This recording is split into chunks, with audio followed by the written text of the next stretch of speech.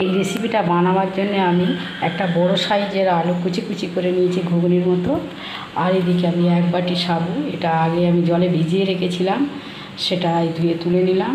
আর নিয়েছি এই 8 বাটি মতো মুগ ডাল।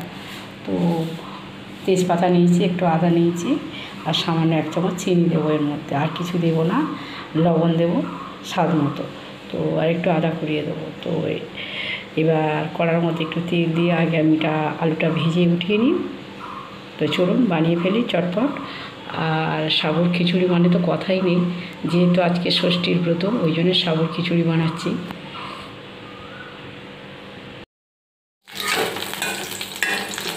তো তেলের মধ্যে আমি সামান্য দিয়ে দিলাম, তেলের মধ্যে আমি দিয়ে দিলাম লঙ্কা আর তেজপাতাটা।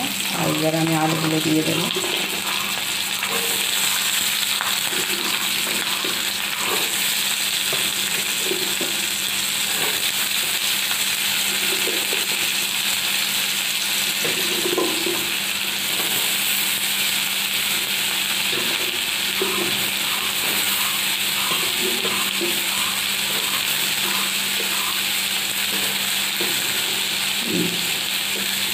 এমনি সকালে বা দুপুরে, মানে বিকেলের দিকে টিফিন করতে গেলে সাবুর খিচুড়িটা চট করে বানানো যায়, খুব তাড়াতাড়ি হয়ে যায়, আর এটা খেতেও ভালো লাগে।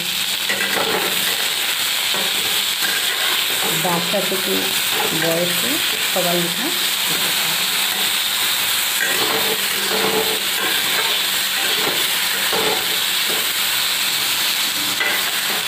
যারা হলুদ পছন্দ করেন এর মধ্যে একটু হলুদও দিতে পারেন, তবে আমি আজকে দেব না এর মধ্যে।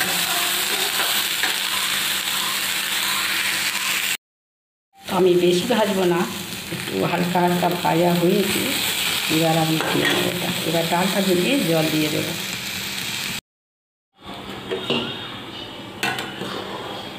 তো ডালটা ভেজে জল দিয়ে দিয়েছি, একটু আদা করে এর মধ্যে আমি দিয়ে দিয়েছি। এই পরিমাণ আমি লবণটা দিচ্ছি, এটা সিন্দুর লবণ, এর মধ্যে আমি দিয়ে দিলাম।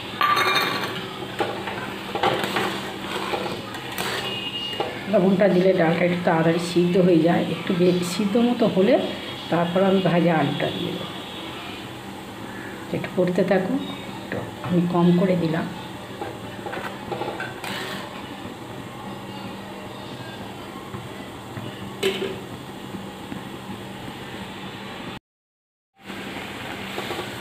তো ডালটা অনেকটাই সিদ্ধ হয়ে এসেছে। আমি এবার এই ভাজা আলু আর কাঁচা লঙ্কা ছিল সাথে, ওটা দিয়ে দিলাম। এটাও একটু সিদ্ধ হয়ে যাবে, তারপর আমি সাবুটা দেব।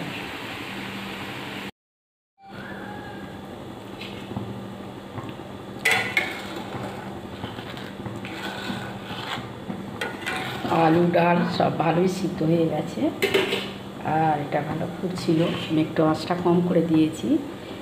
এবার এটার মধ্যে আমি সাবুগুলো দিয়ে দিলাম, ভিজে সাবুগুলো। যারা ঘি খেতে পছন্দ করেন একটু ঘি ছড়িয়ে দিতে পারেন, দারুণ লাগবে খেতে আরও। তো আমি এটার মধ্যে দিলাম না, আমি সামান্য একটু এটার মধ্যে এবারে শেষের দিকে জিরের গুঁড়ো ছড়িয়ে দেবো, দিয়ে নামিয়ে রাখবো। জিরে আর মৌরি একটু ফুটে যাক একটু। এবার গ্যাসটা জোর করে দিলাম।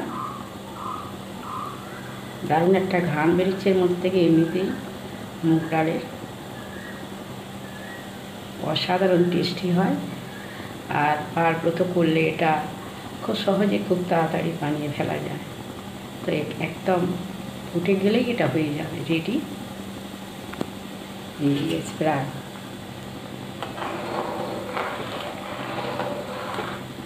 একটু পাতলা মতো থাকবে, কেননা এটা তো সাবু বসে যাবে, ওই জন্য একটু জল জল করে পাতলা মতো করলাম।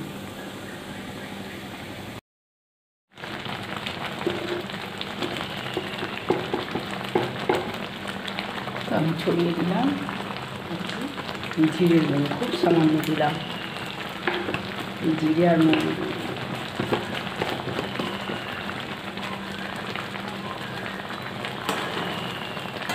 এটা আমার একদম রেডি।